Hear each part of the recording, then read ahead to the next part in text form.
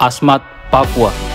Inilah tanah para pengukir, tanah yang diberkati dengan budaya dan alamnya, serta manusia yang hidup di tanah yang basah, yang beradaptasi dan menghargai alamnya. Bersama Awa, mari kita melihat Papua lebih dekat.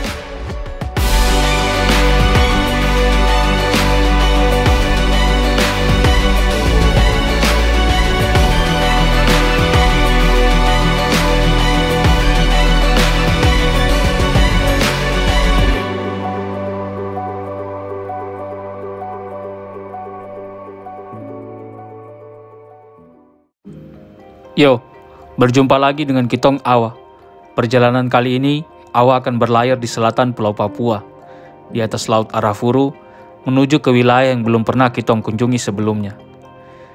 Dimulai dari kota Merauke, kemudian Kitong akan menggunakan kapal yang akan melewati Selat Mariana, selat yang berada di wilayah distrik Kimam, dan setelah itu Kitong akan meninggalkan wilayah Kabupaten Merauke untuk menuju ke arah utara, yaitu ke wilayah Kabupaten Asmat, ke distrik Aceh. Laut Arafuru merupakan laut yang membentang antara Pulau Papua dan Australia, yang setelah 12 jam berada di atas perairan ini, Kitong akhirnya sampai ke Selat Mariana. Selat yang sempit yang awalnya kami pikir sebagai sungai ini, merupakan selat yang memisahkan daratan utama Pulau Papua dengan Pulau Kolepom atau Pulau Dolok, yang merupakan wilayah distrik Kimam yang masih termasuk dari wilayah Kabupaten Merauke, yang sepanjang pesisir pantainya didominasi dengan vegetasi hutan mangrove.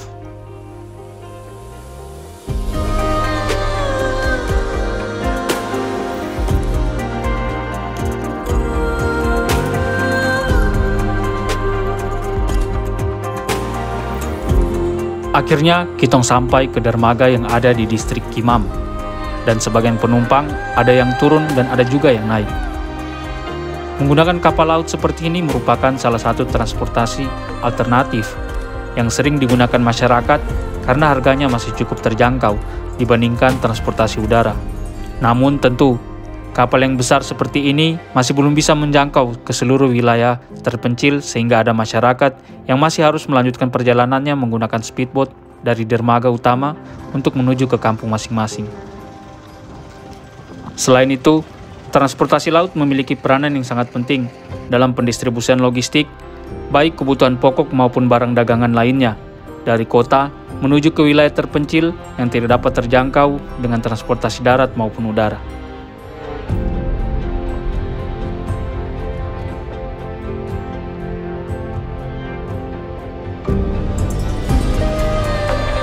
Akhirnya, setelah berlayar kurang lebih selama 38 jam di atas laut, Kitong pun sampai di Kabupaten Asmat, tepatnya di distrik Aceh. Kabupaten yang wilayahnya berdiri di atas tanah gambut yang berlumpur dan juga rawa, sehingga baik bangunan rumah dan jalan masih menggunakan kayu dan papan.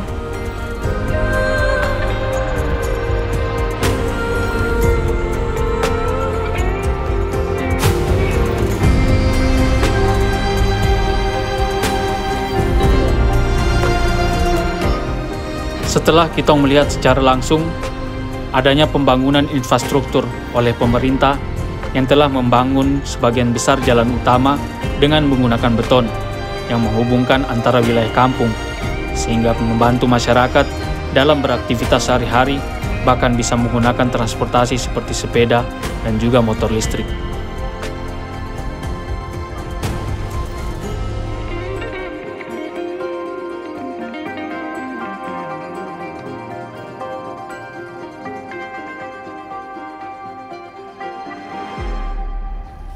Kemudian setelah sampai, Kitong pun langsung mengunjungi Kampung Bakasei untuk melihat rumah adat di tempat ini. Inilah Jeu, rumah adat suku Asmat yang dikenal juga dengan nama Rumah Bujang. Sebuah rumah yang besar dan berdiri kokoh di pinggir sungai ini disebut sebagai Rumah Bujang karena yang tinggal di rumah ini adalah kaum laki-laki yang belum menikah. Namun demikian, rumah berbentuk persegi panjang ini dapat digunakan oleh seluruh penduduk di sekitarnya, terutama oleh kaum pria karena dianggap sebagai pemimpin dalam keluarga. Biasanya, Jeu atau rumah bujang ini menjadi tempat berkumpul bagi para pemuka adat dan pemimpin desa, suku Asmat. Mereka mengadakan rapat desa, pesta adat, penyambutan tamu, dan segala kegiatan yang sifatnya tradisi di dalam rumah adat khas suku Asmat ini. Dan ketika kita mengunjungi rumah adat ini sedang dalam nuansa berkabung atau duka. Setiap kampung di suku Asmat mempunyai satu rumah adat atau jeu.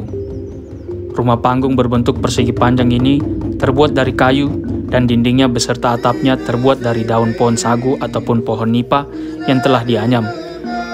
Tiang penyangga utama rumah diukir dengan ukiran motif Asmat yang kemudian disambung tanpa menggunakan paku, melainkan akar-akar rotan pilihan untuk menyatukan kayu pondasi rumah.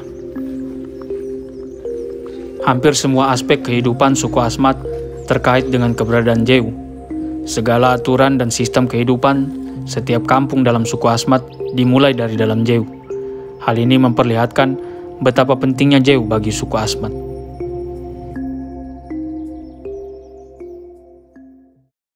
Setelah melihat jeu, kita pun berkeliling melihat di sekitaran wilayah kampung.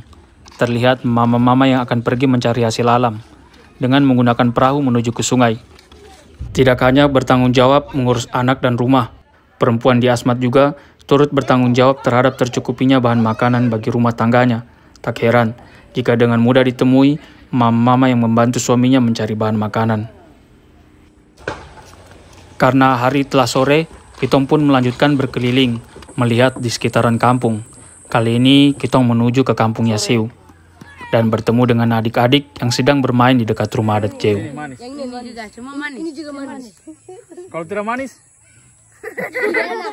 Kalau tidak manis tidak enak. Kalau tidak manis pahit. Om makan. Om makan saja. Om makan. Om makan. Om makan.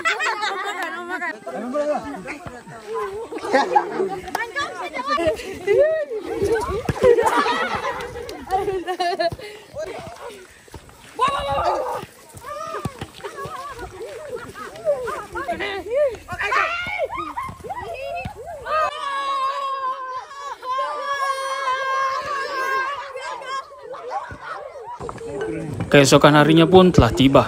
Kitong pun bersiap untuk melanjutkan petualangan kitong melihat di sekitaran wilayah distrik Aceh, khususnya di wilayah kampung Yasiu.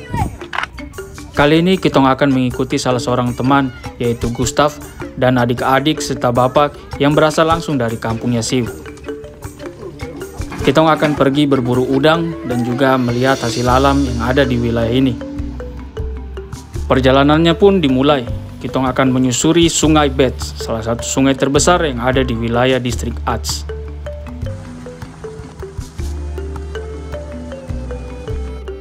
Manfaat ekologis dari ekosistem mangrove yang masih terjaga turut dirasakan oleh masyarakat adat.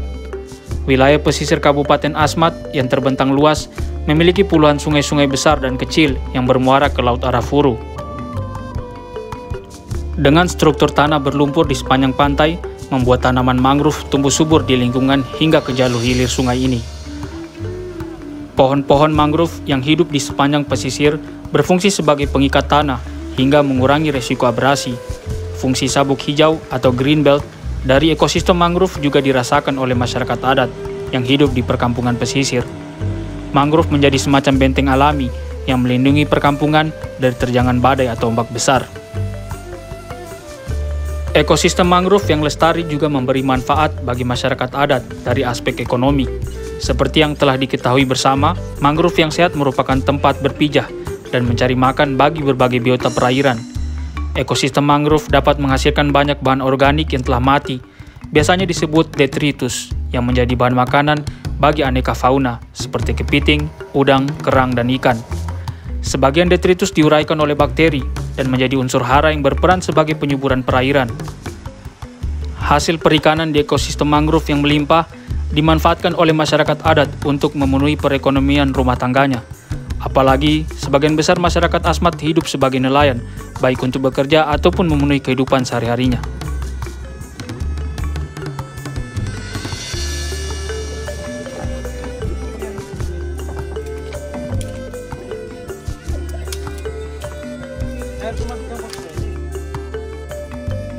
Dari aspek sosial, hutan mangrove merupakan identitas yang sangat penting bagi masyarakat adat Asmat.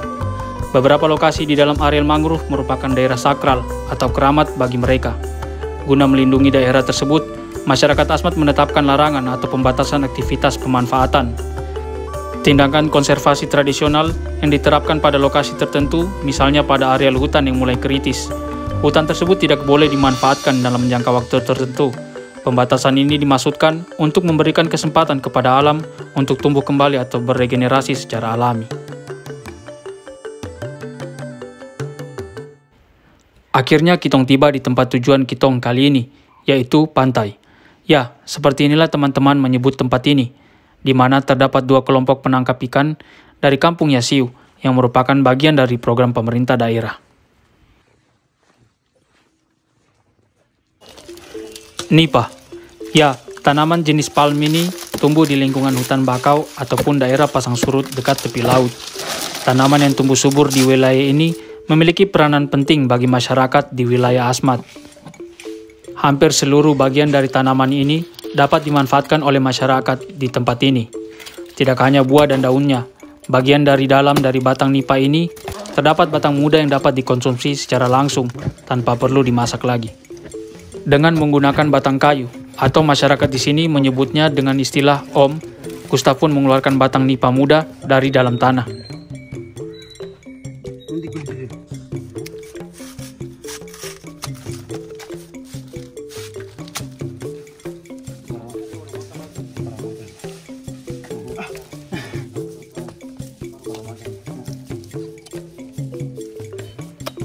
Tidak hanya batang yang muda, tentu buah nipa juga dapat dikonsumsi. Buah yang memiliki bentuk yang unik dan kulit yang cukup keras ini, setelah kita menggunakan parang untuk membelah buah ini, ternyata buah nipa memiliki daging buah yang berwarna putih, yang memiliki rasa seperti buah kelapa.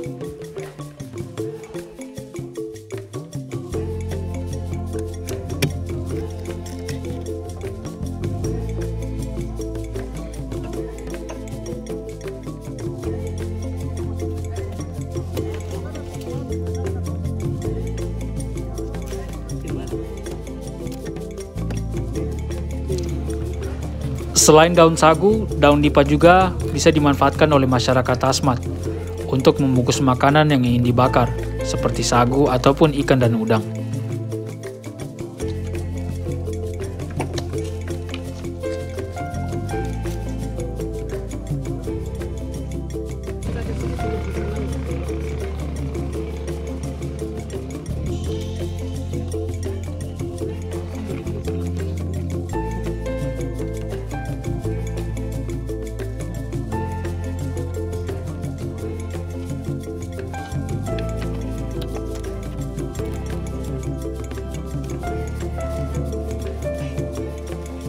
Setelah itu, kitong juga melihat langsung penggunaan daun nipa yang dianyam menjadi atap ataupun dinding, baik untuk rumah ataupun bivak. Bivak merupakan rumah yang sengaja dibangun oleh masyarakat suku Asmat yang digunakan sebagai rumah tempat tinggal sementara untuk mencari bahan makanan.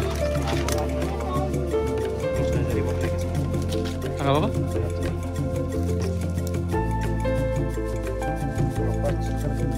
Dan kita melihat mama yang baru saja keluar dari hutan yang habis mengambil daun nipa. Ya, hal seperti ini sudah tidak menjadi asing lagi bagi mama atau perempuan Asmat, karena hal ini sudah menjadi hal yang biasa bagi mereka. Selain mengambil daun nipa, ada juga mama yang bersama suaminya habis pergi mencari ikan di sungai, di mana mereka biasanya memancing ataupun menggunakan jaring untuk menangkap ikan.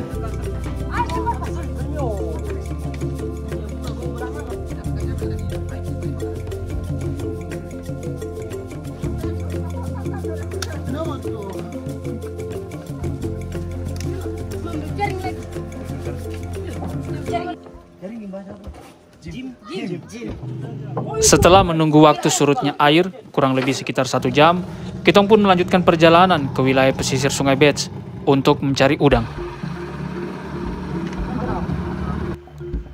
Ya, hutan mangrove tidak hanya memiliki sistem akar yang menonjol yang dapat berfungsi sebagai peredam ombak yang melindungi pantai dari pengikisan dan abrasi ombak laut, melainkan juga tempat masyarakat mencari makan. Ya, tempat kita mencari udang kali ini adalah wilayah pesisir Sungai Betz, yang sepanjang pesisirnya merupakan vegetasi mangrove. Sudah menjadi tempat yang biasa bagi masyarakat untuk mencari udang, kepiting, ataupun ikan di sekitaran hutan mangrove. Seperti inilah salah satu fungsi lahan basah secara nyata oleh masyarakat adat di wilayah Asmat. Dengan menggunakan jaring, teman-teman mulai menyisir secara perlahan untuk menangkap udang di sepanjang pesisir sungai. Udang yang masuk ke dalam perangkap jaring kemudian dipindahkan ke dalam ember.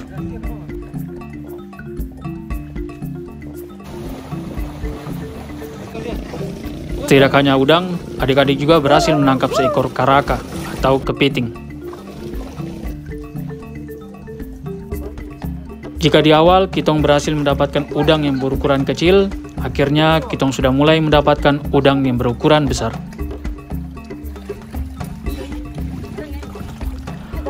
Proses menangkap udang masih terus berlanjut, dan tidak terasa cuaca berubah dengan sangat cepat.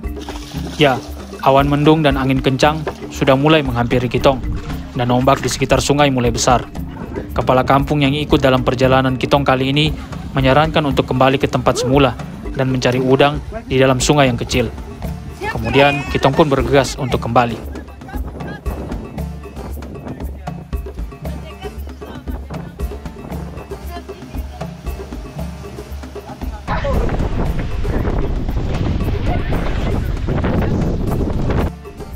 Setelah tiba, kitong mulai lagi untuk mencari udang. Dan dengan menggunakan jaring, kitong berhasil lagi mendapatkan udang yang berukuran besar.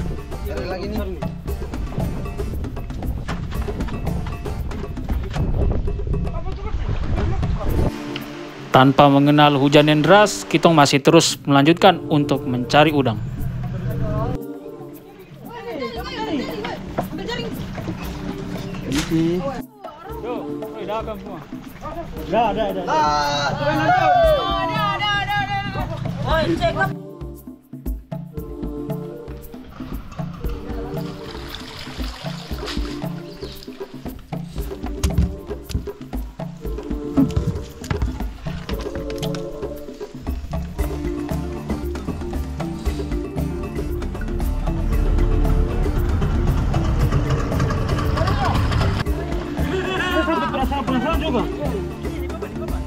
Dan salah seorang anak berhasil mendapatkan seekor udang yang berukuran jumbo. Walaupun tidak terlalu banyak, kitong rasa ini sudah cukup. Jadi kitong bergegas untuk kembali pulang dan memasak udang ini. Sesuai satu kali.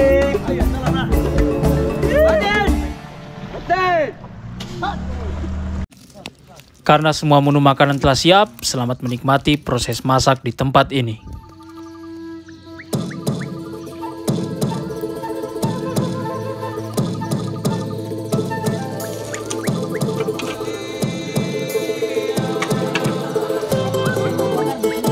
Siap, bisa. Pegang. Terima kasih, Bang.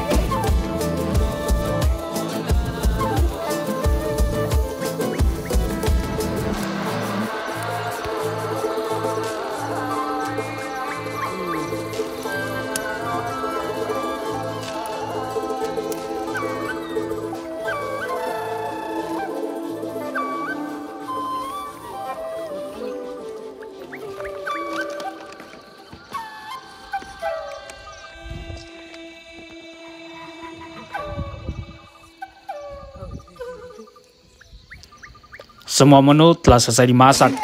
Inilah makanan dengan protein yang tinggi dan masih alami serta gratis dari alam.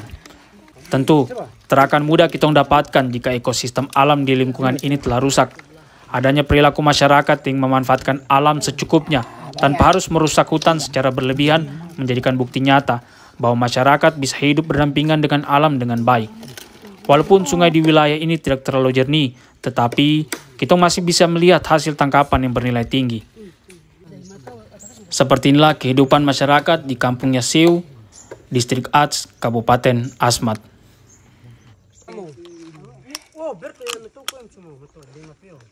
Ini kita bisa tenang.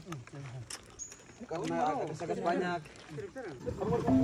Sore hari pun telah tiba dan Kitong harus bergegas untuk kembali pulang.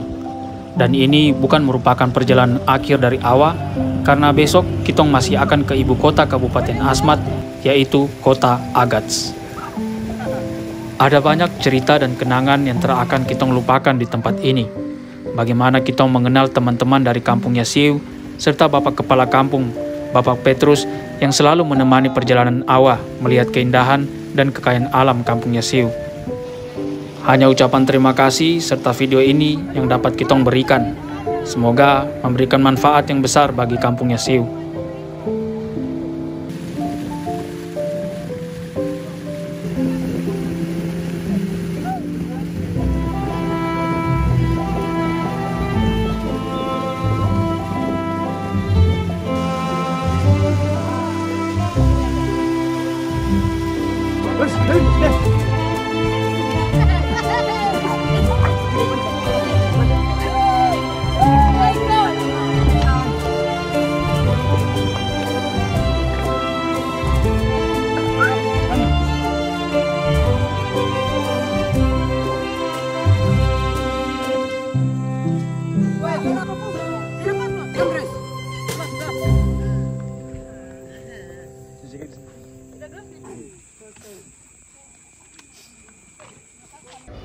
Perjalanan Awa masih terus berlanjut.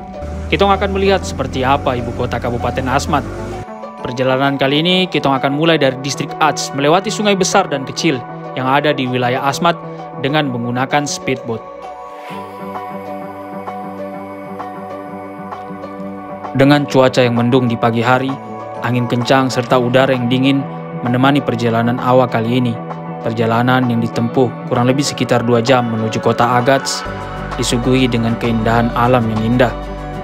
Melewati sungai yang berbelok-belok dan di sepanjang pesisirnya didominasi oleh hutan mangrove, ditambah lagi dengan kecepatan speedboat yang terbilang cukup cepat untuk Kitong yang baru saja menggunakan transportasi ini.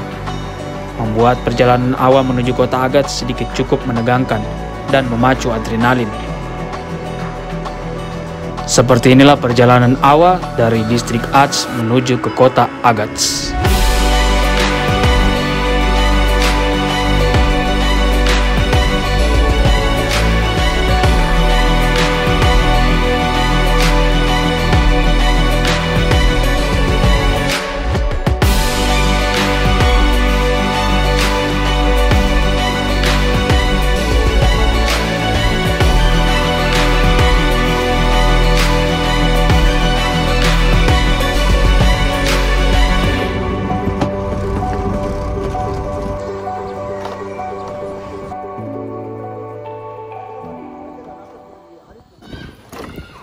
Setelah sampai, Kitong pun berkeliling untuk melihat seperti apa ibu kota Kabupaten Asmat, yaitu kota Agats. Kota yang memiliki julukan Kota 1000 Papan ternyata telah memiliki jalan utama yang menggunakan jalan beton, bahkan ada beberapa jalan utama yang telah diaspal. Namun tentu saja, sama halnya dengan di Distrik Ats, rumah atau bangunan lainnya masih menggunakan kayu dan papan. Secara umum, wilayah pemukiman masyarakat di wilayah Asmat bagian pesisir sangat dipengaruhi oleh pasang surut air laut. Saat pasang, air laut masuk ke daratan hingga jarak puluhan kilometer dari pantai atau pinggir sungai. Kondisi alam ini yang membuat sebagian besar wilayah Asmat terdiri atas tanah gambut dengan rawa ataupun hutan bakau.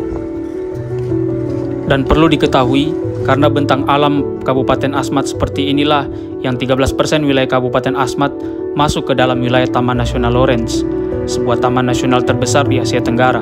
oleh UNESCO yang luasnya kurang lebih sekitar 2.500.000 hektar. Fungsi dari Taman Nasional yaitu melindungi proses ekologis yang menunjang kehidupan, mengawetkan keanekaragaman hayati, memanfaatkan potensi sumber daya alam hayati dan ekosistem yang ada untuk kepentingan penelitian dan pendidikan, ataupun kegiatan penunjang budidaya. Terlepas dari masuknya sebagian wilayah Kabupaten Asmat sebagai taman nasional, semua hal itu tidak akan berfungsi dengan baik tanpa adanya peran dan kesadaran masyarakat akan pentingnya alam. Teruslah peduli terhadap kelestarian alam. Kitong jaga alam, alam jaga kitong, untuk kitong dan generasi selanjutnya. Sampai di sini perjalanan awal kali ini, sampai berjumpa di perjalanan selanjutnya. Dah kamu semua.